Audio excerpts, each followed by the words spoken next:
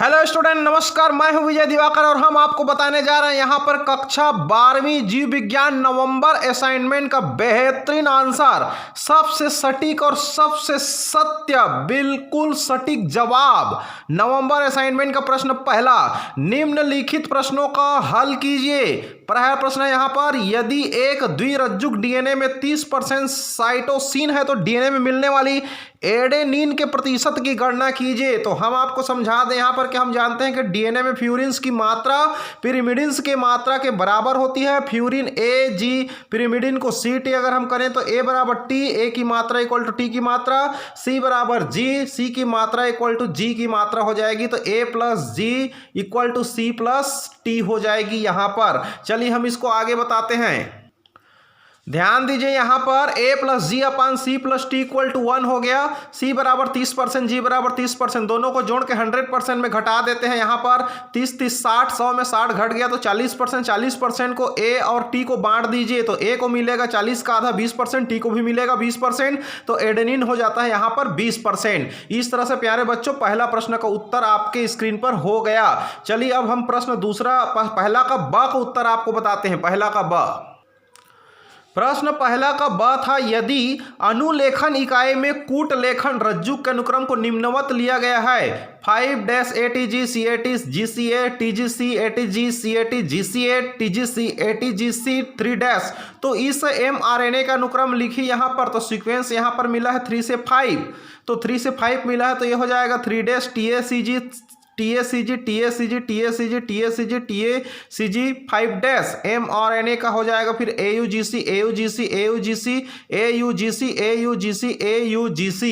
इस तरह से ये हो गया आपकी स्क्रीन पर प्रश्न पहला का ब का उत्तर।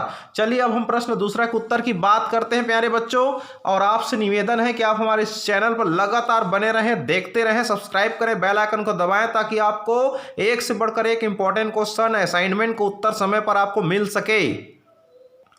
देखिए प्रश्न दूसरा है, इसमें चित्र बनाने के लिए बोला गया है आपको प्रतिरक्षी अणु का स्वच्छ नामांकित चित्र बनाइए। तो यहां पर हमने बना दिया प्रतिरक्षी अणु का स्वच्छ नामांकित चित्र। ये COOH कार्बोक्सिलिक ग्रुप को बता रहा है, यहां पर ये C3 है, फिर उसके बाद C2 हो गया, ये SS सल्फर है, सल्फर से जुड़ा हुआ सिंगल बॉन्ड से, तो हम इसको कहेंगे यहां पर 2 सल्फर, इसलिए डाइसल्फाइड बंद कहेंगे। यहां पर ऊपर भारी श्रृंखला को बताता है और इस तरफ से ये दोनों जो है हल्की श्रृंखला को बताता है। फिर यहां से एमिन का श्रवण को बता रहा है यहां पर। इस तरह से प्रतिजन क्रिया स्थल ये हो गया अस्थिर भाग और ये हो गया आपका स्थिर भाग। इस तरह से आपका ये बन गया प्रतिरक्षी अणु का स्वच्छ नामांकित चित्र। प्यारे बच्चों ये बेहतरीन चित्र है, इतनी मेहनत के साथ आपके लिए बनाया गया है। इस मेहनत के लिए आपसे एक निवेदन है, गुजारिश है, रिक्वेस्ट है कि कम से कम एक बार लाइक करके आप थैंक यू बोल दीजिए हमें। एक बार थैंक यू बोलेंगे तो हमारी ऊर्जा बढ़ जाएगी ताकि आपके लिए नेक्स्ट माह में और अच्छे से समय पर बहुत जल्दी आपके लिए हम असाइनमेंट बना सके। इसलिए आपसे निवेदन है कि एक बार कमेंट में थैंक यू जरूर बोलिए। चलिए नेक्स्ट क्वेश्चन का आंसर हम बता रहे हैं आपको। ये चित्र आपको बनाना है प्यारे बच्चों, प्रतिरक्षी अणु का स्वच्छ नामांकित चित्र।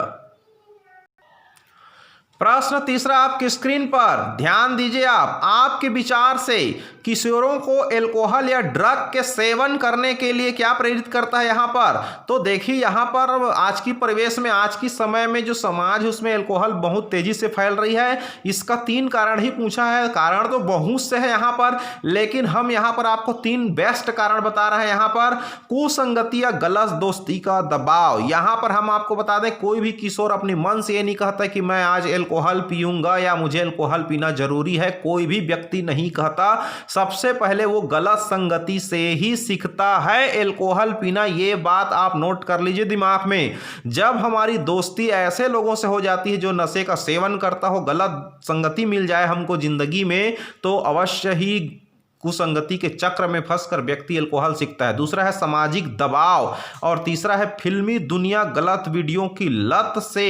इन सब का अगर हम विस्तार से चर्चा करें तो सबसे पहला आता है कुसंगति, गलत दोस्ती का दबाव। तो किशोर जब अपनी दोस्ती की शुरुआत किसी ऐसे व्यक्ति या ऐसे संपर्क में आता है जो नशे का शिकार हो, अगर नशे का कारोबार करता हो या जिसके माता पिता नशे ड्रग से संलिप्त हो, तब व्यक्ति गलत संगति में फंसकर एल्कोहल या ड्रग का शिकार हो जाता है और वो आदी बन जाता है और फिर वो ड्रग्स एल्कोहल लेने लग जाता है।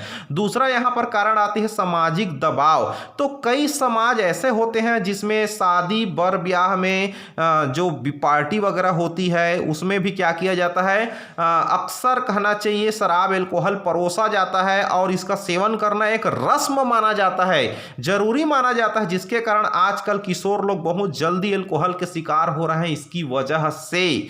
तो हम आपको बता दें इसका तीसरा कारण अब वही के परिवेश में फिल्मी दुनिया गलत वीडियो की जो लत है, फिल्मों में जो बताया जा रहा है शराब को पीने का जो अंदाज, वर्तमान आधुनिक युग में चारों तरफ मोबाइल इंटरनेट सोशल मीडिया का पूरा बोलबाला छाया हुआ है। लोग फिल्म देखकर उसमें अल्कोहल पीने की बोल्ड अंदाज देखकर उसमें अल्कोहल पीने की प्रेरणा ले रहे हैं और किशोर लोग खुद अल्कोहल टेस्ट करके सीख रहे हैं। तो ये हो गया कहना चाहिए किशोर लोगों में अल्कोहल पीने की जो प्रेरणा है वो इन तीनों चीजों की वजह से आ रही है अभी समाज में।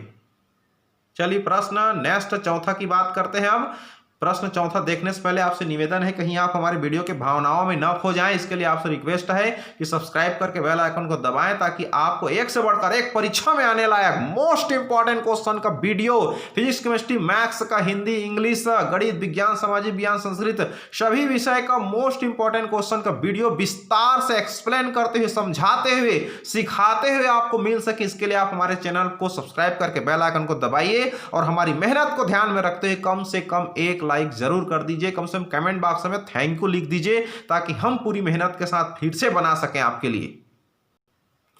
प्रश्न चौथा यहां पर निम्नलिखित रोगों का संचरण कैसे होता है।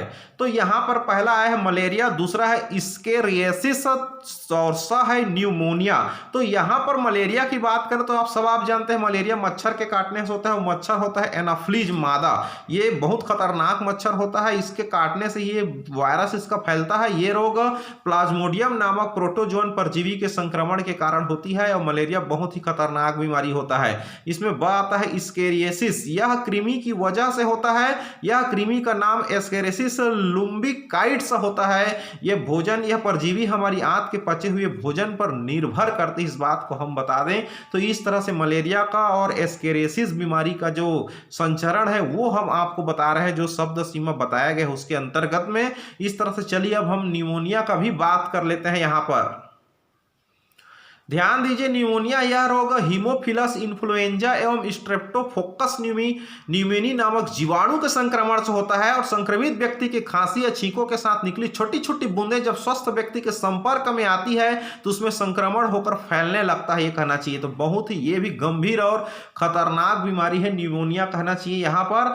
और ये सब वायरस से फैलते हैं, कहना चाहिए। संक्रमण रोग है एक प्रकार से वायरस के माध्यम से फैल, जिस प्रकार से अभी कोरोना है उसी तरह से ये कोरोना क्या है, वायरस वजह से फैल रही है, संक्रमित हो रही है, एक से दूसरे में ट्रांसफर हो रही है। ठीक वैसे ये भी एक व्यक्ति से दूसरे व्यक्ति में क्या होते जा रही है, ट्रांसफर होते जा रही है, संक्रमित होते जाती है।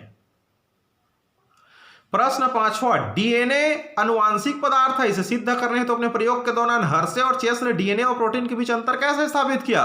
हम आपको बता दें हर्शे और चेस ने सर्वमान्य रूप से यह सिद्ध किया कि डीएनए ही अनुवांशिक पदार्थ होती है। डीएनए मतलब डीऑक्सीराइबोन्यूक्लिक एसिड। इसमें हर्शे और चेस ने अपना प्रयोग बैक्टीरियोफेज पर किया। बैक्टीरियोफेज एक ऐसा विषाणु होता है जीवाणु पर आक्रमण करता है। बैक्टीरियोफेज का जो जीवन चक्र होता है, ई कोली बैक्टीरिया के साथ उस पर अपना अध्ययन किया उन्होंने और बताया कि किस तरह से डीएनए का जो चक्रण है वो चलते रहता है, वो एक वंशज से दूसरे वंशज, दूसरे वंशज से तीसरे वंशज। बैक्टीरियोफेज एक वायरस है, इसलिए इसको अपना जनन करने के लिए, अपनी संख्या बढ़ाने के लिए किसी सजीव की जरूरत होगी। ई कोली बैक्टीरिया के साइटोप्लाज्म में ही क्रोमोसोम बिखरा हुआ होता है, ये बैक्टीरिया का डीएनए है। बैक्टीरियोफेज बैक्टीरिया से जुड़ जाता है और अपना जेनेटिक मटेरियल उसको ट्रांसफर कर देता है। तब ई कोली ये समझने लगता है कि डीएनए भी उसका है, यह डीएनए बैक्टीरियोफेज बनाने लगता है और जीवाणु के अंदर ढेर सारे बैक्टीरियोफेज बनने लगती है। तो इस तरह से कहना चाहिए डिफरेंस को हमने व्यक्त किया यहाँ पर। इस तरह से आपका असाइनमेंट कंप्लीट हो गया प्यारे बच्चों।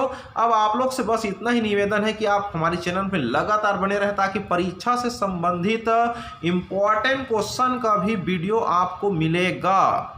परीक्षा बोर्ड परीक्षा इस बार होना है और आपकी जनवरी में आप लोग का प्रैक्टिकल एग्जाम संपन्न हो जाएगा। उसके बाद अभी फॉर्म भरा रहा है, मान के चलिए फीस लिया जा रहा है बराबर, तो कुल मिलाकर के ऑफलाइन बोर्ड एग्जाम होना तय है। तो इस बार ऑफलाइन बोर्ड एग्जाम तय होगी, उसके कम से कम 1-1.5 महीना पहले हमारी चैनल के माध्यम से दनादन बिल्कुल मोस्ट इंपॉर्टेंट क्वेश्चन का वीडियो सोल्यूशन आपको भेजा जाएगा। इसके लिए आपको बराबर नोटिफिकेशन मिलेगी। इसके लिए आप हमारे चैनल को सब्सक्राइब करके रखें ताकि आपकी बोर्ड एग्जाम की बेहतरीन तरीके से तैयारी हो सके। Thank you so much.